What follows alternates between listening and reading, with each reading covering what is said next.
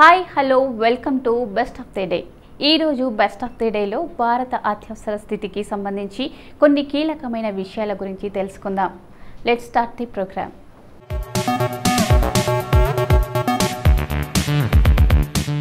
అప్పటి ప్రధాని ఇందిరాగాంధీ ఏకపక్షంగా అత్యవసర స్థితిని విధించి 1975-77 మధ్యకాలంలో 21 నెలల కాలాన్ని భారత అత్యవసర స్థితి లేదా ఎమర్జెన్సీగా వ్యవహరిస్తారు. భారత రాజ్యాంగంలోని 352 అధికరణలో అంతర్గత కల్లోల స్థితిని ఉద్దేశించి ఏర్పరిచిన అంతర్గత అత్యవసర స్థితిని వినియోగించుకొని అప్పటి ప్రెసిడెంట్ ఫక్రుద్దీన్ అలీ అహ్మద్ ద్వారా 1975 జూన్ 25 అర్ధరాత్రి 11:45 అధికారికంగా విధింపచేశారు. 1977 మార్చి 21లో ఉపసంహరించే వరకు కొనసాగింది. ఆదేశాల ద్వారా పరిపాలిస్తూ ఎన్నికలను నిలిపివేసి పౌర హక్కులు అడ్డుకునే అధికారాన్ని ప్రధానమంత్రికి ఆర్డర్ అందించింది.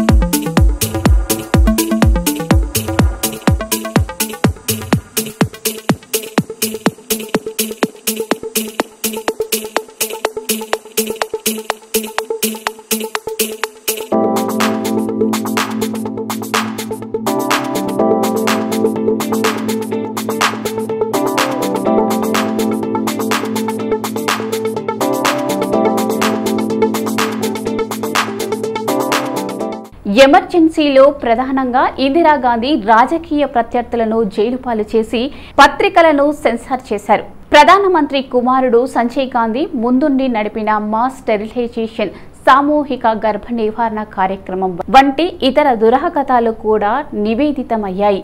స్వాతంత్రం భారతదేశ చరిత్రలో అత్యంత వివాదాస్పదమైన కళ్ళల్లో ఎమర్జెన్సీ ఒకటి. 1971 నాటికి ప్రధాని ఇందిరాగాంధీ ప్రభుత్వం పైన కాంగ్రెస్ పార్టీ పైన పూర్తి ఆధిక్యతను సాధించింది. అలాగే పార్లమెంట్లో భారీ మెజారిటీ కూడా పొందారు. आपातकाल की घोषणा ने देश की राजनीति में दूरगामी बदलाव की शुरुआत की और लोकतंत्र के मूल्यों की अहमियत भी दिखाई. 25 जून 1975 को रातों रात सब कुछ बदल गया. 26 जून 1975 का दिन भारत के इतिहास का सबसे काला दिन कहा जाता है. लोकतांत्रिक भारत का काला अध्याय 21 मार्च 1977 को खत्म हुआ. राष्ट्रपति फखरुद्दीन अली अहमद ने प्रधानमंत्री इंदिरा गांधी के अनुरोध पर धारा 352 के तहत आपातकाल की घोषणा की थी. आजाद भारत के दौर का ये सबसे विवादास्पद दौर माना जाता है. लोकनायक जयप्रकाश नारायण ने इसे सबसे काले घंटों की संज्ञा दी. इस घोषणा के तुरंत बाद रातों रात कई नेता हिरासत में ले लिए गए. वास्तव में 25 जून की घटनाओं की जड़ 12 जून 1975 थी. उस दिन सुबह सुबह ये खबर आई कि अदालत ने फैसला सुनाया है कि इंदिरा गांधी ने 1971 में रायबरेली चुनाव जीतने के लिए सरकारी मशीनरी का गलत इस्तेमाल किया था और इस कारण न्यायालय ने उनका चुनाव रद्द कर दिया और उन्हें 6 साल के लिए चुनाव लड़ने के लिए अयोग्य भी घोषित कर दिया. अदालत का यही फैसला आपातकाल लागू करने का मुख्य कारण बना. लेकिन सरकार ने सुरक्षा, पाकिस्तान के साथ युद्ध, सूखा, 1973 के तेल संकट का हवाला देते हुए इन्हें राष्ट्रीय सुरक्षा के लिए खतरा बताया. सरकार ने दावा किया कि हड़तालों और विरोध प्रदर्शनों के कारण देश की गति रोक रही है. सरकार ने आंतरिक अस्थिरता का हवाला देते हुए कहा कि इससे देश की सुरक्षा को खतरा है. वहीं आज भी लोगों को याद है कि इस दौरान जबरन नसबंदी की गई, राजनीतिक गिरफ्तारियां हुई और बड़े पैमाने पर झुग्गी झोंपड़ियों का सफाया किया गया. जयप्रकाश नारायण, चंद्रशेखर, मोरारजी देसाई, अटल बिहारी वाजपेयी, लाल कृष्ण आडवाणी जैसे धुरंधर नेताओं को बिना किसी कारण जेल में डाल दिया गया. लाल कृष्ण आडवाणी ने इसे नाजी शासन का एक रूप बताया और इंदिरा गांधी के कदम की तुलना हिटलर से की. आपातकाल से पहले देश एक बदलाव के दौर से गुजर रहा था. 5 जून 1975 को बिहार में अपने प्रसिद्ध भाषण में जयप्रकाश ने कहा कि भ्रष्टाचार मिटाना, बेरोजगारी दूर. ప్రభుత్వంపై పట్టును సాధించేందుకు కేబినెట్ చేతిలోంచి కేంద్ర ప్రభుత్వం అధికారులు ప్రధాని కార్యాలయం తీసేసుకుంది. కేబినెట్ మంత్రులు అధికార కేంద్రాలుగా మారుతారన్న భయంతో పనిచేశారు. ఈ క్రమంలో కిచెన్ క్యాబినెట్గా వ్యవహరించే ఆమె అంతర్గత సలహాదారులు బృందంలోని ముఖ్య కార్యదర్శి పిఎస్ హాస్కార్పై నమ్మకాన్ని పెట్టుకున్నారు. నిష్పాక్షికంగా వ్యవహరించాల్సిన ప్రభుత్వాధికారులు అన్న ఆలోచనను కూలదోసి ఆస్కార్ అప్పటి అధికారుల్లోని పార్టీ ప్రయోజనాలకు అనుగుణంగా వ్యవహరించాలని పద్ధతులు తీసుకువచ్చారు. పశ్చిమ బెంగాల్ ముఖ్యమంత్రి సిద్ధార్థ్ శంకర్ రాయ్ ఫోన్ మోగింది. అప్పుడు ఆయన ఢిల్లీలోని బంగా భవన్లో తన గదిలో పడుకున్నారు.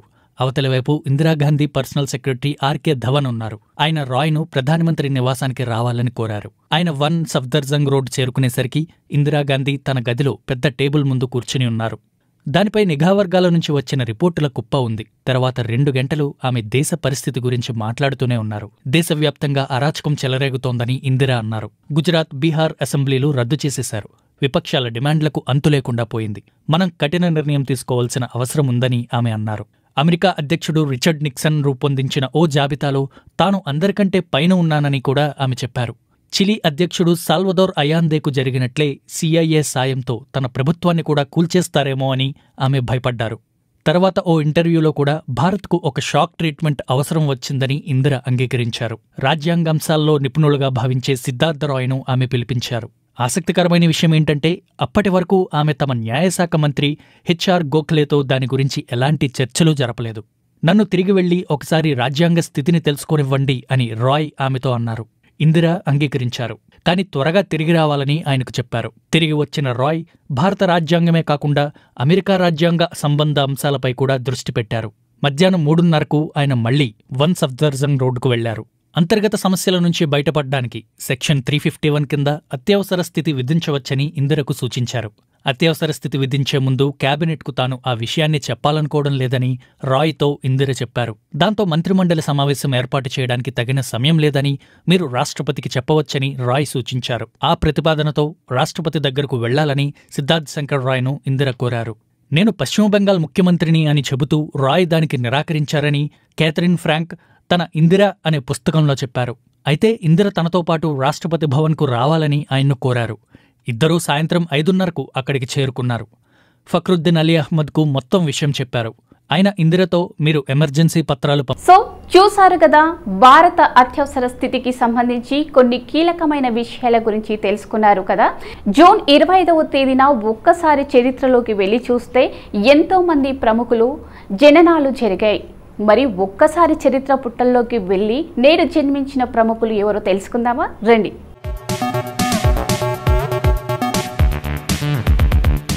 విశ్వనాథ్ ప్రతాప్ సింగ్ జననం భారతదేశానికి చెందిన ప్రముఖ రాజకీయ నాయకుడు, భారతదేశ 7వ ప్రధానమంత్రి అయిన విశ్వనాథ్ ప్రతాప్ సింగ్ 1931 జూన్ 25వ తేదీన జన్మించారు. భారతదేశం యొక్క 7వ ప్రధానమంత్రిగా 1989 నుంచి 1990 వరకు పనిచేశారు. మండల కమిషన్ నివేదిక ప్రకారం ప్రభుత్వ ఉద్యోగాల్లో వెనుకబడిన వారి కొరకు 25% రిజర్వేషన్లు కల్పించాలని నిర్ణయించింది.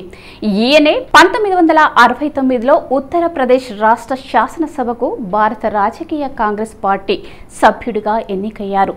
ఆ తర్వాత 1971లో లోక్సభకు ఎన్నికయ్యారు ప్రతాప్ సింగ్.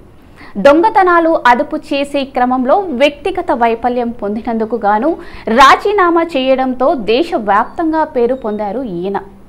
అంతేకాకుండా కేంద్ర ప్రభుత్వంలో ఆర్థిక మంత్రిగా, రక్షణ శాఖ మంత్రిగా కూడా పనిచేశారు విశ్వనాథ్ ప్రతాప్ సింగ్.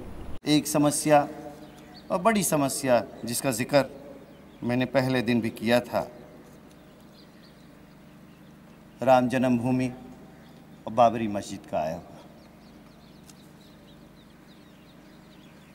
हम लोग का पूरा प्रयास कि इसका रास्ता कोई हल आपसदारी, समझदारी और प्रेम से निकले, क्योंकि वही इस देश का रास्ता रहा है अपनी समस्याओं को हल करने का। अभी तक इसमें विशेष कामयाबी तो नहीं मिली, लेकिन मैं उम्मीद नहीं छोड़े हूँ।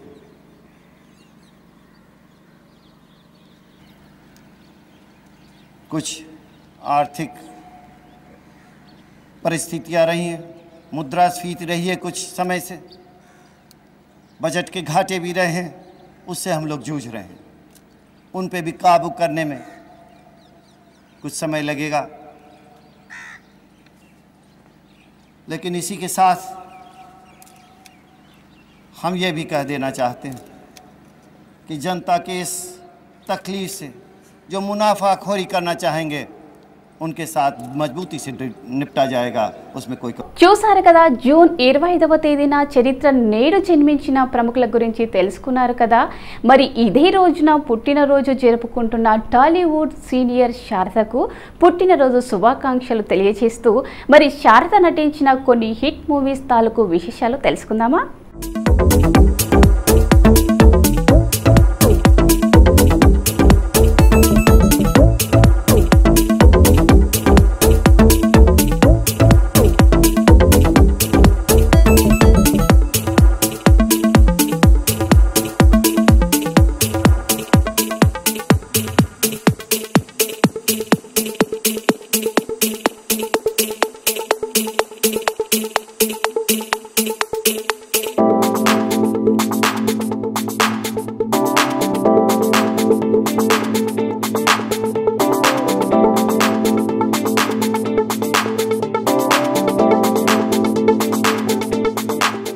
ఉత్తమ నటిగా ఏకంగా 3 సార్లు జాతీయ అవార్డు అందుకున్న అలనాటి మేటి నటి శారద. ఈమె పుట్టింది పెరిగింది ఆంధ్రప్రదేశ్లోనే అయినా మలయాళ సినిమాలతో వెండితెరపై ఎంట్రీ ఇచ్చారు. జాతీయ అవార్డు ఊర్వశి పేరును ఇంటి పేరుగా మార్చుకున్న నటి శారద కేవలం హీరోయిన్ పాత్రలే కాకుండా హాస్యం, సెంటిమెంట్లతో కూడిన విభిన్నమైన పాత్రలో కూడా ఒదిగిపోయిన నటిగా ఆమె పేరు ప్రఖ్యాతలు సంపాదించారు. ఊర్వశి శారద పుట్టినరోజు సందర్భంగా స్పెషల్ స్టోరీ. శారద అసలు పేరు తాడిపత్రి సరస్వతి దేవి. శారద 1945 జూన్ 25న జన్మించారు. తండ్రి వెంకటేశ్వర్లు, తల్లి సత్యవతి. గుంటూరు జిల్లా తెనాలి శారద స్వగ్రామం.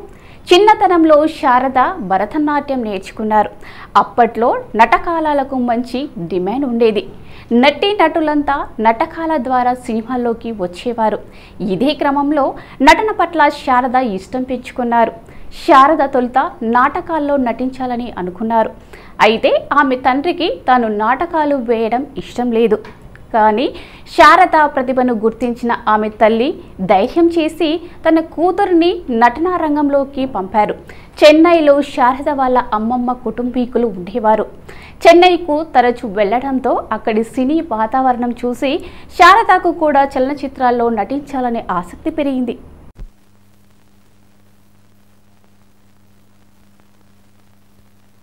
సూనా, నీతో మాట్లాడాలి, పైకి రా. శారద మొదటి సినిమా కన్యాశుల్కం. ఎన్టీఆర్, సావిత్రి జంటగా నటించిన ఈ సినిమాలో శారద బాలనటిగా వెండితెరపై కనిపించారు. ఆ తర్వాత శారద నటించిన రక్త కన్నీరు సినిమాకు మంచి గుర్తింపు వచ్చింది. శారద సినిమాలోకి ఎంట్రీ ఇచ్చాక ఎక్కువగా మలయాళ చిత్రాల్లో నటించారు. 1968లో విడుదలైన మలయాళ చిత్రం తులాభారంలో శారద నటనకు ఉత్తమ నటిగా జాతీయ అవార్డు వరించింది. జాతీయ అవార్డు అందుకున్న శారద తెలుగు అమ్మాయిని తెలుసుకున్న టాలీవుడ్ దిగ్గజాలు ఆమెను ఎన్నో సినిమాలు తెరకెక్కించారు. అప్పుడు శారద వరుస తెలుగు సినిమాలతో బిజీ అయ్యారు.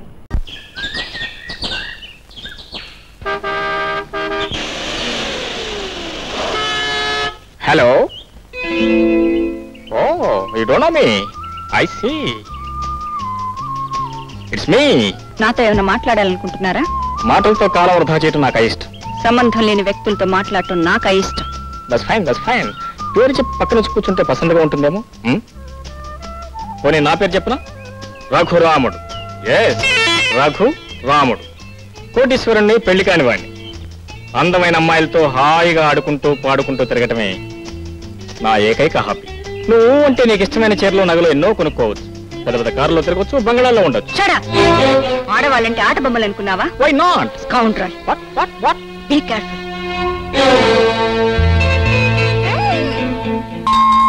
కోదండరామ, అయోధ్యరామ, శ్రీరామ, రఘురామ.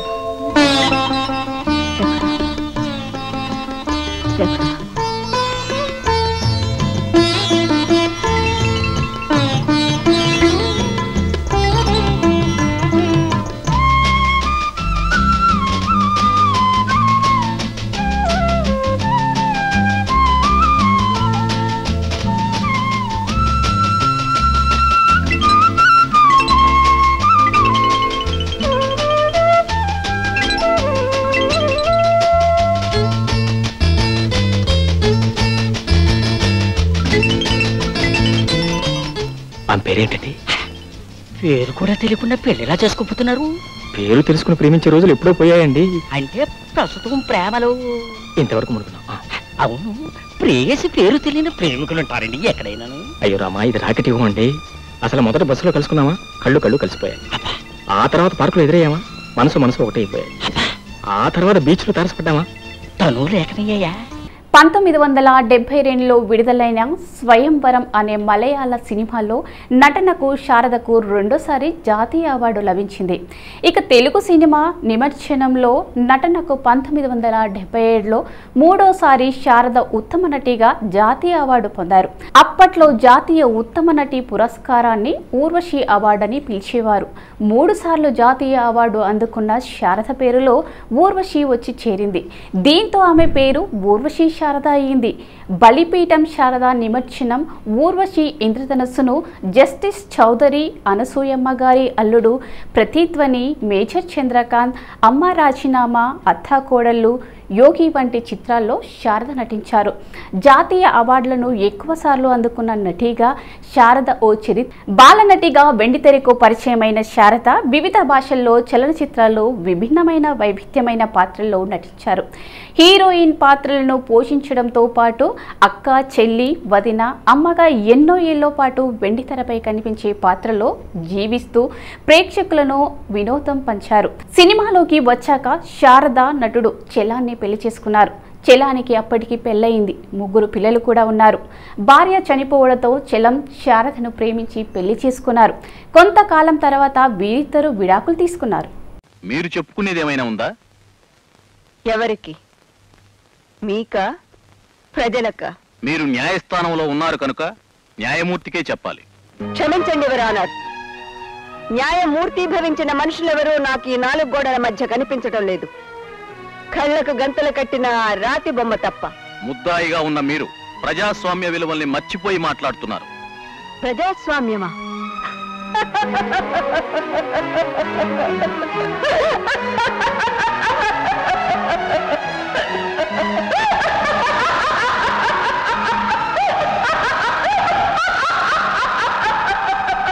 ఎందుకలా నవ్వుతున్నారు?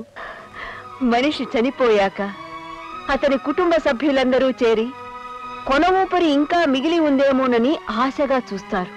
అలాగే మరణించిన ప్రజాస్వామ్యం ఇంకా బ్రతికున్నట్టు మీరు భ్రమపడుతూ ఉంటే నవ్వొచ్చింది. ప్రజాస్వామ్యం అంటే మీకు బొత్తిగా గౌరవం లేనట్టుంది. 6 లక్షల మంది ప్రజల అభిమానంతో తమ ప్రతినిధిగా గెలిపించుకున్న ఈ రాజేశ్వరీ దేవి బోనులో ముద్దాయిగా మీ ముందు నిలబడితే, డిపాజిట్ కూడా పోగొట్టుకుని ప్రజల చేత చీగొట్టించుకున్న జరాసంధ రాయుణ్ణి 80 కోట్ల మంది ప్రజలకు ప్రతినిధిగా గద్దెనెక్కించిన ఈ ప్రజాస్వామ్యం అంటే నాకు గౌరవం ఉండాలా, అక్కరలేదా? మీరే చెప్పండి. ప్రజలకు ఓటు హక్కును ఎందుకు ఇచ్చారు? పరిపాలించవలసిన ప్రభువులను మీరే నిర్ణయించండి అని. మరి ఓటుతో ఓడించిన మనిషి మంత్రి అయ్యాడంటే అది ఓటు హక్కును భంగపరచడం కాదా? ఓటర్లను అవమానించడం కాదా? ప్రజాస్వామ్యాన్ని హేళన చేయడం కాదా?